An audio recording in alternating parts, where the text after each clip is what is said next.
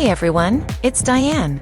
Earlier this season, Matt and Don visited the Richmond Pinball Collective in Richmond, Virginia, obvi. For full context, you can check out episodes 12 and 13.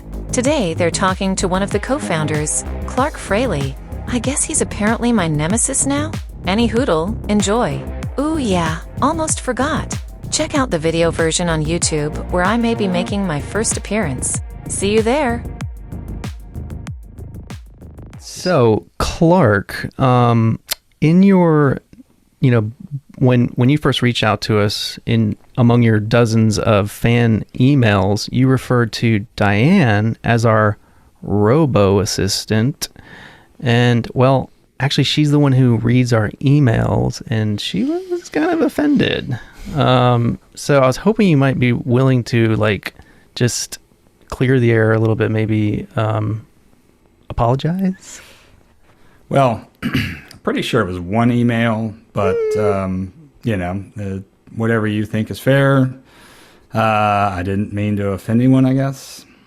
Sounds sincere.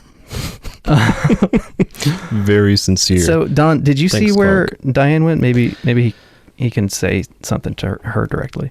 I think she's taking a dump. Oh, but her mic is still on. Well, hang on. Yeah, let me check. Her mic is still on, so I can hang on 1 second.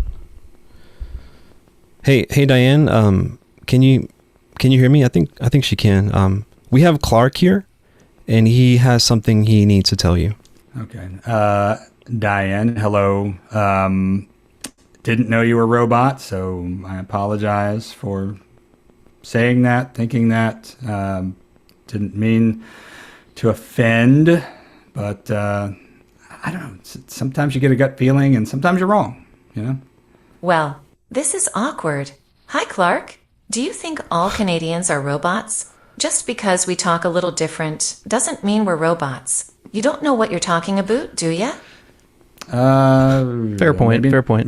Maybe not, but I mean, I didn't know you were Canadian. I guess. Sorry. I guess you didn't turn her mic back off. Wow. Matt, can you please have a word with her? This is not the first time she's done this. I'll talk to her. Clark, I'm sorry, man. That we're working on this. We need all the help we can get, so unfortunately we can't get rid of her. But well, I mean, so she's not just an intern. She is paid help. Yeah, we don't have unpaid or maybe interns. a slightly paid help. Yeah, we're not going to get into specifics, but she does get paid. She's compensated in some form. Yeah. Snickers. Brought to you by Gorgar. So let's hear it, Matt. Let's do it. This is Clark Fraley. You've met him already. I haven't met him yet. I've met Clark officially a lot, and I love Clark, man. We've had legit conversations, one IRL and one OTP on the phone. Is that how you do that? Yeah. So Clark is founder of the Richmond Pinball Collective? Is that the co-founder? I am one of a few co-founders, yes. Of the Richmond Pinball Collective, which we talked about for a couple of episodes earlier. Yeah, I survived. Thanks to Clark, in part. I made it. And yeah, I don't think the collective was to blame for that. It was specifically the Time Fantasy game. Time right? Fantasy, yeah. By the way, who owns that Time Fantasy game? Is that your game, Clark? Well, as a matter of fact, yes. That's what I thought. There's, ever since I've had that game, weird things have happened. Oh, I know. That's just the latest occurrence. Yeah, it's pretty freaky. I don't suggest anybody stare at the back glass for more than about 5 seconds. That snail has some different things going on. Yeah. Well, as long as you're aware of it and keeping tabs on it, I think it'll be fine. I keep my distance. When I have to go in that game for any kind of service work, gloves, sunglasses, PPE, PPE for pin repair. No doubt about it. You can actually summon the snail. This is I haven't actually put. This is you're hearing it here first. We're gonna try to put him right there. So we'll see. We'll see if that's safe. Careful, watch out. We'll see what happens. Yeah, I think we're good. Yeah. Okay. So, Clark, can you tell us a little bit about your amazing background situation? I want to know. In life or behind me? Literally Both. behind you, and then maybe the other thing. We could see a Radical, a Baywatch, and a Jurassic Park Stern. Nice. Are these your favorite games? Is there a particular reason they're at your house? So, yeah, these are definitely some of them 100%. Radical, for instance, if you are I don't know, I guess you would say I'm a lifelong skateboarder for the most part. Okay. Not so much these days, but every once in a while. And, of course, any skateboard-themed game is going to be on your radar. Heck yeah. So that was my grail for a long time. Yeah. I feel like it's a lot of people's grail. Yeah, there's not... I mean, because there's not that many of them.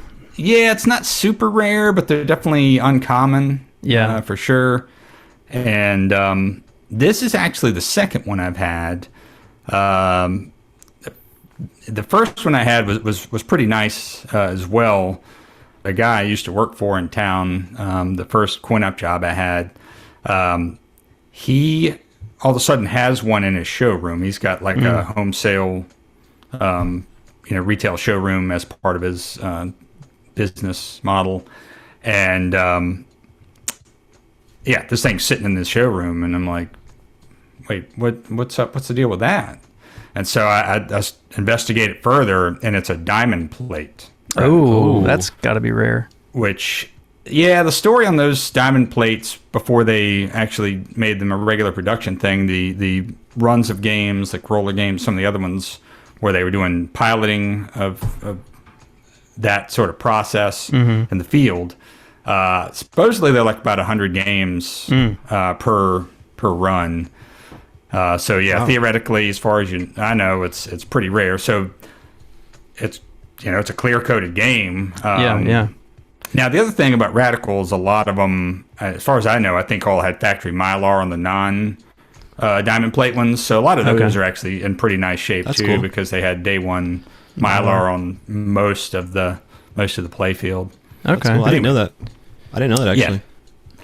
So that one, that one's definitely bolted to the floor, like the people say. Let's get into your actual background. It might be cool to hear a little bit about kind of how you got into pinball and how you got into teching and what kind of led you to where you are now. Yeah, no, absolutely. So what got me into amusements, let's just say in general, really started with collecting home classic consoles, I guess what you would call it now. Cool. So I got a bunch of those.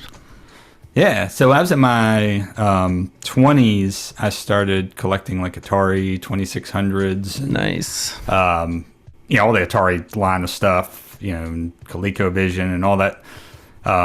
And then somewhere in that journey, I was like, I should get like a real stand-up arcade game, coin operated and all that, and started looking in. At that time, you would look in the Trading Post. There was no Craigslist, there was no Facebook Marketplace for any of that stuff. We talking and sometimes mid-90s here or something? Around mid-90s or? Yeah. Yep, mid-90s, and picked up my first two. I believe the first two were Atari Crystal Castles, which I still love. Nice. And I think the other one was Kangaroo, maybe. Okay. But yeah, so then I got those, and then it was, it was just like, I was hooked at that point. Yeah. I didn't know anything about repairing them or kind of stuff. And so that was just kind of take the back door off, like peer in, see look in there, going on in there. And I would clean up the outside, like that was, just started learning how to, refurbish them a little bit. But anyway, yeah, that was the beginning. And so I got into the classic, arcade game collecting hobby for a while. And then, a natural progression would be like, well, maybe I should get one of these pinball machines. So, Sure. Was there like a defining moment for you that made the transition from just regular video games into pinball? Yeah, well, I mean, had you been into pinball before, or was it just like a spur of the just like a thought? Oh, I should get a pinball machine, or not really. I think so. Fast forward a few years after starting to collect the arcade games, a friend of mine's father had a game route, and he needed a route guy, and so he was like, "Hey, you clearly like this stuff. You should go talk to so and so's dad, and maybe he could give you some work and whatever." I'm like, man, that sounds better than working at coffee shops and whatever. yeah, sure. Yeah. Not finishing school and trying to play in a rock band that probably isn't going anywhere. Sounds familiar. A little bit. Yeah. Ooh, stings a little bit, doesn't it? So I went, long story short, I got a job working for a company called Games People Play. They're still in business here in Richmond. A guy named Charles Rowland is the owner, and I kind of loosely look at him as my mentor in coin op over the years, or maybe more than loosely. But I learned a lot from him, because I didn't really know much about electronics, certainly as far as like how games work and that sort of thing. Like Charles taught me a lot. Nice. So that was a great job to have getting in it. So as I was working for him, he had pinball games on the route. And so Gotcha. That's where I sort of got back into it. I mean, I played them a couple times as a kid, but, I would put my money in and all three balls would be gone in like 15 seconds. Yeah. I'm like, Yeah, that was my experience as well. I'm gonna go back and play 720 and elevator action, and it's gonna be great. yeah. And then 2010, my wife and I bought a house, and she was like, "You know what? Why don't we get a pinball machine?" Yes. That's a rare thing for a wife to say in my personal experience. Well, so Laura, was and she wasn't pinball crazy at that point either, and so I was like, yeah, I think that sounds like a good idea, because I still had like a couple arcade games floating around, at that point. Mm-hmm. I went visited my old friend Charles that I worked for, and poking around in the back of the shop, he's got a Bride of Pinbot sitting back there that's like completely ripped apart. And I was like, oh, he's got this thing apart. Maybe I can get a few bucks off. He won't have to deal with putting it back together. He was shopping it out. Yeah. And so anyway, I'm like, well, what do you want for that thing? And he gave me a fair price of, I want to say $700 or something. Ooh, pretty good. Which was, even at that time, a pretty good price. Yeah, now it's like a fire sale or something. Yeah, it's like a $4,000 game or something now, probably. Yeah, I mean, even with the dip in the market, but at any rate, he was like, yeah. I'm like, okay, let me know. I'll come by and pick it up or whatever. And so he gave me a call, later in the week or something. He's like, all right, yeah, if you want to come get this thing, whatever. I'm like, all right, awesome. And I get there and it's totally done, like fully shopped out, like ready to go. I'm like, I thought he was giving me like a as it sits price, not a it's totally done. Maybe this was like a unspoken housewarming gift or something. Yeah. I don't know. That's awesome. He didn't really say like he was doing you a favor or anything. No, it was just kind of like, not at all. Nice. So yeah, that was really cool. So anyway, so we had that in the house for, 5 or 6 years or something like that. So your wife is Laura, right? Yes. And so, I think she had talked to us a little bit, maybe before you had. Social media is That's right. Social media. I'm curious. I'm just putting myself in that situation and thinking about if I brought home a Bride of Pinbot as my first pinball game, and my wife had asked for the pinball game, and I'm just thinking about that game, and it's like, I think my wife would be like, never mind, I'm not interested in pinball anymore. That's funny. I didn't even think about the theme like that. Well, I mean, it's the innuendo is heavy with that game. It's suggestive, yeah. Yeah.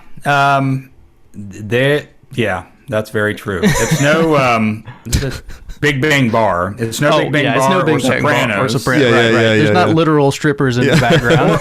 or Stern Playboy. Right, sure. Yeah. Yeah, no. Yeah, it's definitely a notch down from that, yeah.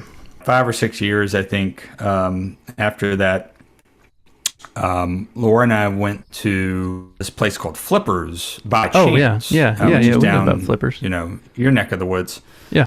Well, not exactly, but in North Carolina. Well, yeah. So we walk in the door, and the clouds parted, and the sunshine came down, and it was just like this metropolis. So yeah, we spent a bunch of time there. So that kind of gets us to the segue of League. So I think I was playing Medieval Madness and got like some troll champion or some ego award or whatever on there. And I took a picture of it and posted it on whatever social media it was MySpace. at the time. MySpace. Nah, I think we were in the Facebook. We were probably in times Facebook by then. Yeah. Okay. And so this guy, Taylor Reese, that's one of our local players, and he somehow saw that picture, and he had been cultivating House League for a number of years in Richmond. Cool. And he hit me up. He's like, "Hey, you want to come play some pinball?" I'm like, "Yeah, I would do that." And so anyway, we went over to his house and hung out and played. He had he still has a really nice collection of games in his basement. And long story short, ended up joining the league. Cool. And that's what kind of opened the can of worms, really, at that point, where I started playing competitively, meeting other players, pinball people. Yeah. So then I'm like, man, okay, so we have one of these. I think I need to feed it after midnight and see if it'll multiply. And then it did, thankfully. And so then the home collection started growing, and then Laura went to a local tournament, and she got hooked on the competitive side of it too. Nice. And so then we're both playing house it's all leagues. over at that point. You got the joint effort. Yeah, we combined forces, and now all of a sudden the house is filling up with games, and so that's why we are the way we are. Yeah, Don pointed out earlier that he's my pinball wife, or I'm your pinball wife. We're basically a pinball. We're pinball wives with each other somehow. I'm not sure how that works. But yeah, because we don't have we don't have that partner that is into pinball. Yeah. So we have to share, those very, like, for example, playing John Wick for the first time. Yeah. We had to wait for each other. It's almost like waiting to watch the next episode of your favorite series. It feels that way. Yeah, I mean, part of that is because we have a podcast too. I'm not complaining. I'm just, it's fun. I love you. Yeah. I love you too. I love it. And now for an important message. Since coming to Richmond, I've talked to a lot of you, and you've told me the same basic thing. You love the rock and roll that we play, but go deeper into the best classic and new album tracks in our library. So that's why we started Deep Cuts, and your response has been great. Tell us what else we can do. And thanks for listening to XL 102 and Deep Cuts. XL 102 and Deep Cuts. And now, back to the show. I'm really curious how you guys arrived at the collective concept, and if there was precedent for that among arcades that you were aware of. So a little bit for sure. So there at that time was a place called the Sanctum up in Connecticut, or still there in Connecticut. That was a pretty well-known pinball arcade that did something kind of like that. There's the Pinball Co-op in Vermont, Okay. that also does something kind of like that, where it's it's a pinball arcade that's not coin drop. It's like either a flat rate entrance kind of thing for the day or membership kind of situation. Gosh, we met like every few months or something for quite a few months, just hammering all this stuff out. Like how are we going to price it? What hours are we going to try to operate? Yeah. What's the loan agreement? How many of our games are we putting in? How are we staffing it? It was a lot of stuff that we're really, a lot of it kind of doing from scratch. Like right. We did take some ideas from the other places, but a lot of it we were either tweaking or, just having to come up with out the gate. Whenabouts was that, Clark? About how long ago? So the first pop-up arcade, let's put it this way. So the club has been operating in a actual official capacity for a little over 7 years. Okay, cool. Now, awesome.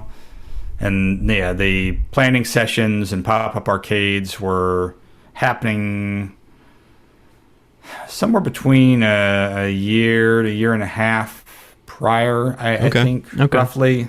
Don't quote me on it. That's a good chunk of time to kind of work things out, and as as you go. I think we kind of went through periods of maybe even a little bit of cold feet on it. I know. Just full candor, I was at one point kind of like, I don't know, this just seems like a lot to take on, which wasn't a wrong thought. But, correct. Yeah. But here we are.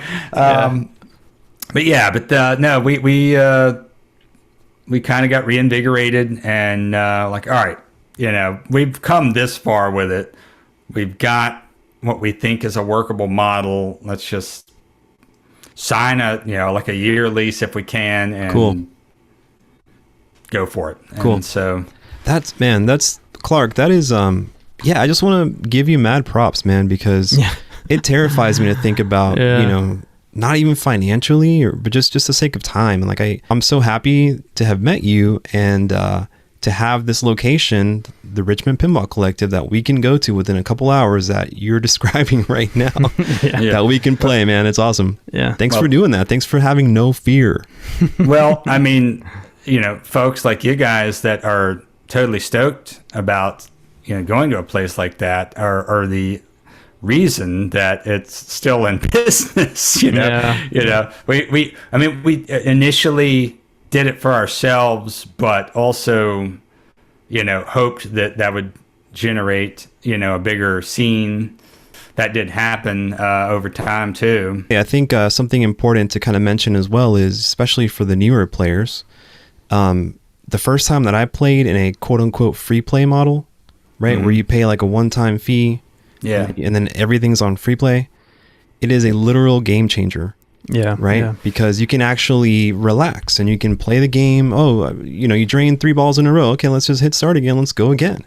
That's part of the hype that I feel when I think about you guys as the Richmond Pinball Collective, because that's much needed. I want to go ahead and endorse / invite anyone within the area to please check you guys out. Richmond Pinball Collective. Yeah. The place is great. I've been twice now. Those games are in tip-top shape. One of the games was like malfunctioning, and like you literally just ran over there, like opened that thing up and started tweaking, and you know what I mean? And like it was awesome, like in real time. Having a crew, we had a good crew board, we're now board members starting it out to so that everybody has different things that they handle. How many founders did you guys start with, and how many people do you have now that are running the Richmond Pinball Collective? Yeah, so we started with 5 folks, and we now have 8 of us on the board. Don't ask me how many volunteers we have. We've got a lot. I think people saw what we were doing and trying to do and realized like that this is really, by the people, for the people. And that, I think, inspired people to want to volunteer because, we're just trying to, have a place for each other to come and play. Yeah, I know Don is wondering, so I'm going to ask for him. Do you guys have any Arnold Schwarzenegger style muscle men on your crew to just like throw a machine over his shoulder and move it? Because it seems like you almost have to have that if you're constantly moving all these games around. Who's the strongest person in your crew? How much can they bench? How much can they squat? Well, our strongest member is the Wicco pinball cart.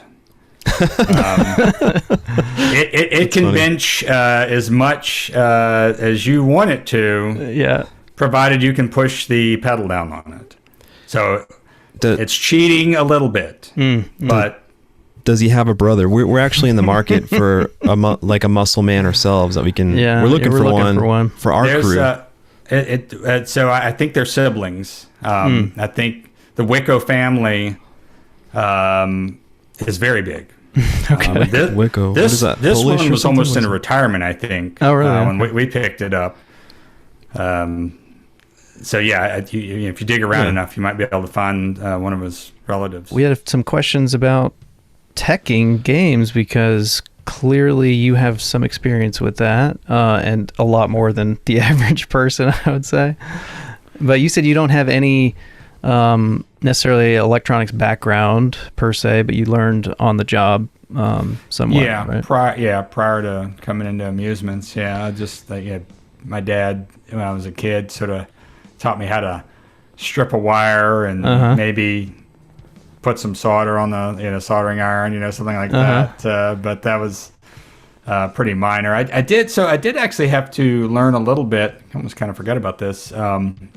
I got my novice ham radio license when I was 10, I think. Nice. Wow. And so you do actually have to learn a What was your handle? So KC4GBD were my call letters. Yeah. You didn't really have like CB type handles. Okay, I gotcha. So nothing colorful like that. Yeah. I mean, some people would maybe give themselves that too, but all the the hams, all had just like radio stations. It's FCC licensed, so you have to have a specific, call sign. Cool. Yeah. So how many pinball machines do you think you have worked on? Different machines, like just ballpark. Is it like? It's obviously over like 40. Are you looking at like a total number? Or? Yeah, it's got to be. Is it over 100 different games? Oh, okay, how many different games? Oh, yeah, just to get an idea of the breadth of your experience with machines. It's got to be a huge number, I will first give you a disclaimer that there are some folks out there that have worked on way more machines than me, but sure. That's tough. Maybe not as many as 100, maybe more. It's really hard. We'll just say 100. I have about no 100. idea. Okay. Yeah. Dude, if it's I just looking at you, Clark, I know it's over 100. I don't know if that's good or bad. That sounds bad. That's great. You mean, can you see like each wrinkle from each game? Exactly. Do I need to change the visual enhancement? Yeah. Go back to the smooth myself out so I look like a smooth blob. out the pinball wrinkles. I wanted to ask, kind of back to the teching stuff a little bit. Sure.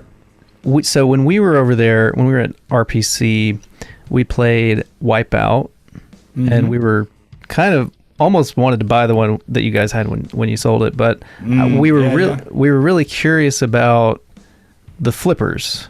Like, what did you do to the flippers, or whoever owned? Do you know what happened with the flippers? So, how do you make? Because they were obviously like Williams style flippers, not Gottlieb. Yeah, flippers. so I have to check. So the Alex is one of our members that loaned that, and I'd have to check in with him. I have worked on that game a little bit, and I believe still had probably rebuilt, but original Gottlieb Flipper Max on it.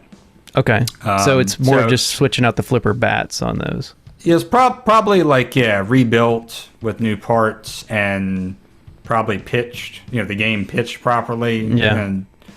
And those two things certainly could make a game feel great or terrible, depending. Yeah, for sure. We were talking about that because, I mean, you definitely swapped out at least, the bats. Yeah, at least the bats were swapped. Some of the other games, right? I mean, that was like a pretty obvious thing to see, but... Yeah, for sure. So on the a lot of the early solid state Williams games, like Blackout and... that Blackout you guys have is beautiful.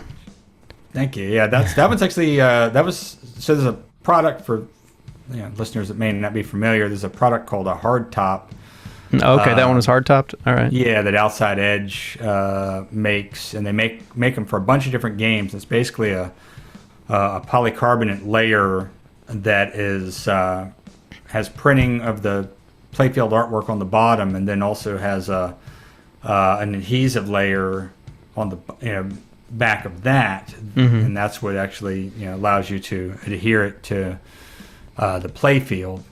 So Firepower is one of the other ones I have, and some people go back and retrofit drop targets into those, whereas the production model had stand-ups. They actually, created it, and the code is written for drop target mechs. And so when I was going to do a hard top on mine, I'm like, well, man, I should put drop target mechs in here. I'm Heck yeah. starting from scratch. The code, it's already there. Yeah. The only thing that you have to do that can be invasive, if you don't have an early playfield or a reproduction one, is they have a 10-point switch that sits behind the drops that you have to route a cove out for. Okay. I was just like, do I really need a 10-point switch behind the drop target? Yeah. I don't think I do. So I didn't put it in there. I'm like, I'm not routing that thing out for a 10-point switch. The drop targets are the cool thing. So right. There were reports I've read in some old RGP posts about people that had done one and taken it to like Pinball Expo back in the day or something. And, they talked to people about what they thought about it and all this stuff. And I think, back then they thought it maybe slowed the game down a little bit, because drop targets generally will absorb some of the momentum of the ball. So the return from the ball is slower. I think this is where the hard top mitigated some of that. Oh, okay. So kind of offset the drop targets with the hard top, and it's like perfect. That's what I think anyway. That's cool, man. That's really that cool. Sounds cool. I want to play that. It's actually really cool. Do you have that one at the RPC right now? We do not. So I have not taken it's in my multi-pin. Okay. Which is I know we talked about it a little bit. It basically is a Williams System 3 through 6 cabinet that you can put any playfield in. That's awesome. Some of them I had so I've got 4 different playfields. I guess I can kind of jump into this. I don't know. I was actually too far in. No. I was actually going to say this is actually the perfect kind of segue into this, because I did have some questions, based on our previous conversation, right? I did want to learn more about the multi-pin, and also your there was like that Gorgar that you modded, and then there was also it kind of ties into Expo too, right? Because you're going to be bringing your homebrew plus these modded games right into Expo. Well, right? Yeah, just the multi-pin. Yeah. Okay, just the multi-pin. Sorry. Yeah. Homebrew maybe one day, but not currently. Well, we don't have to. We you don't have to share if you don't want to share that yet. Well, it'll definitely be a skateboard based something or other. Oh, but anyway, shoot. That's we need a modern skate pin. Like, there's so much cool. Why stuff isn't there a Tony Hawk pinball? Man, well, there were rumors about that with maybe somebody putting that out, but I think that may have been a game that maybe recently came out, not actually a skateboard game. Clark, can I have no inside information. I'm just working off all the rumors I hear everybody else talking about. Clark, I see. Can I give you the name? Sure. Clark. For the game. Clark's game. I was thinking more just classic Bones Brigade pal from the 80s, but hey, I'm open. Sure. I'm open. My vote is for Clark or Radical 2. Okay. We can work with that. I know a lot of folks are also kind of like anti hardtop, but the way I see it, especially if the game is in an arcade, if I mean, just like me and Don, more people are going to play it, more people are going to enjoy it. Yeah. If you have it at your home and you have like your personal collection of kind of your pristine collectors versions and stuff, then I get it. Do your thing. Yeah, I get it. I'm all for kind of making these games more fun. Get them out there and kind of bring attention to them again. Yeah.